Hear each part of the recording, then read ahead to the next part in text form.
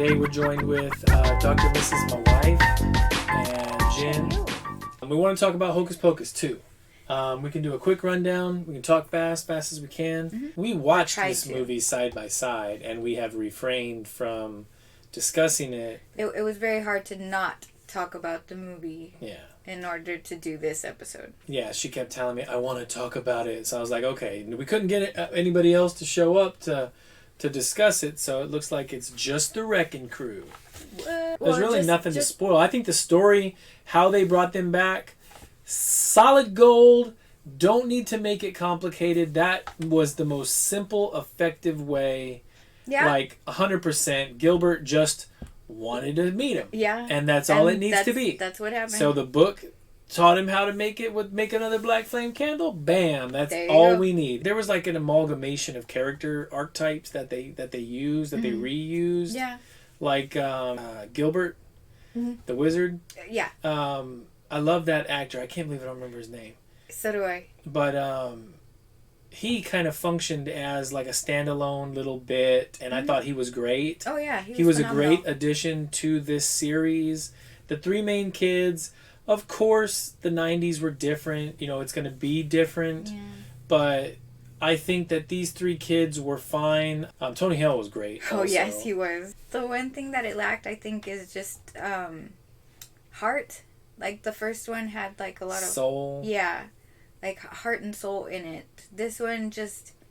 I think it felt like it played at having heart. The biggest issue for me was, why did they need to humanize the Sanderson sisters? Yeah, I didn't think that was necessary. It ruined what made them so good in the first movie. Yes. They were ravenous. They were bloodthirsty. You know what I mean? Yeah. Like, they were do what it takes to win. They were evil villains. Well, they were kind of like that though still in this one. But it was way softer. A little bit more softer, but yeah. They played more the angle of like the sisterhood between the three.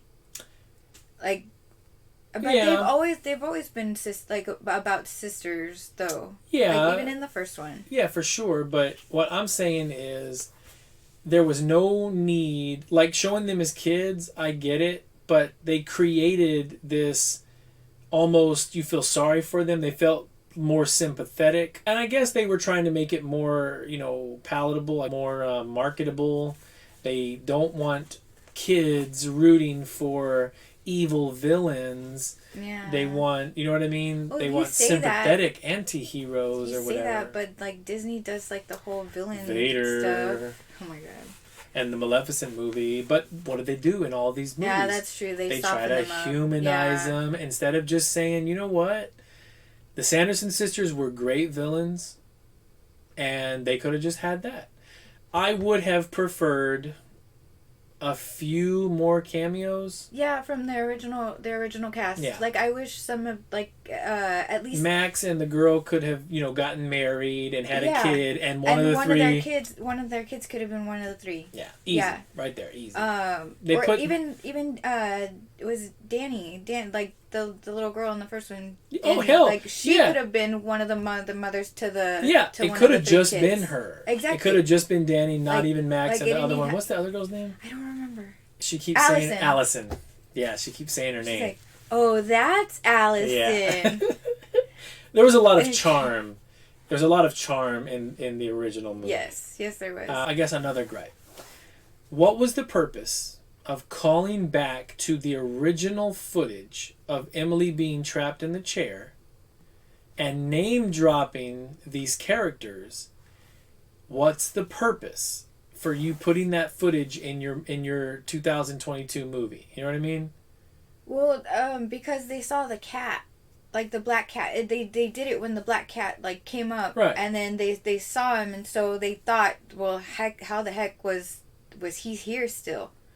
Kojima did the same thing in Metal Gear Solid 4, which was basically when you got to an area that was rife with nostalgia, you mashed X and it would show you see all the different screenings of it. And so I feel like that's all that this was literally a live action nostalgia bump that the viewer was meant to ocularly snort off of the screen. You know what I mean? Yeah.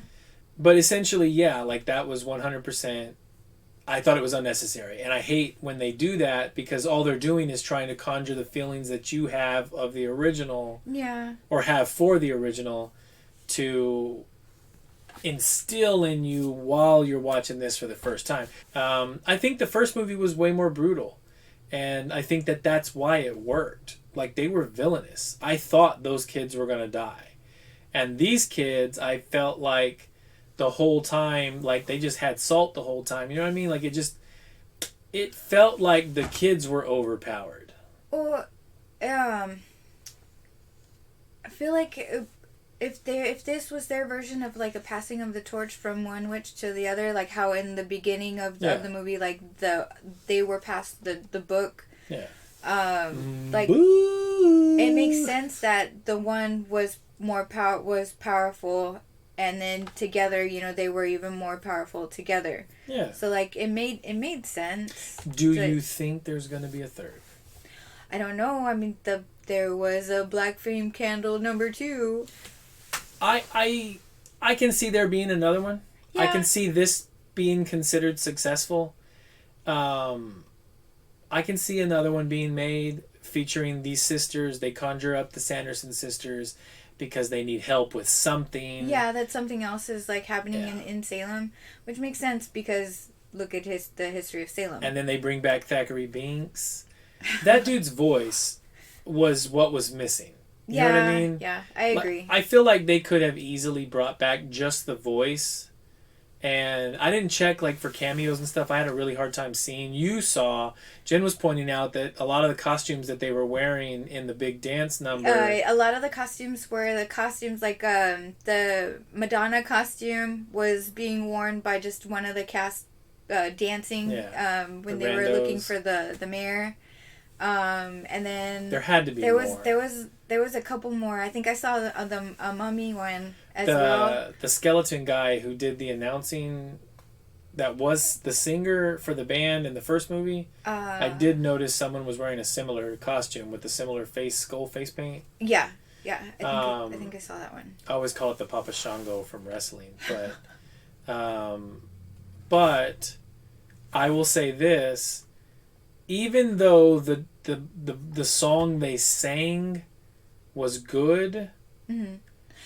You know, that's a complaint that I saw, like, from a lot of people saying that they should have had "I Put a Spell on You," but people need to realize that that's an actual song that was originally sung by a different singer years ago. So the fact that they sang a different song it's this like an old time blues around, song, yeah, right? it's an old blues song.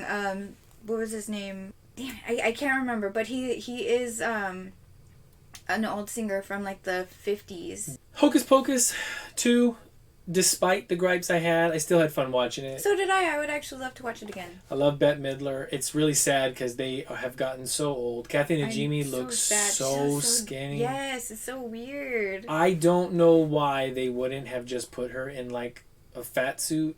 Or at least like robes that made it sag and hang. Yeah. To make it look like she's big.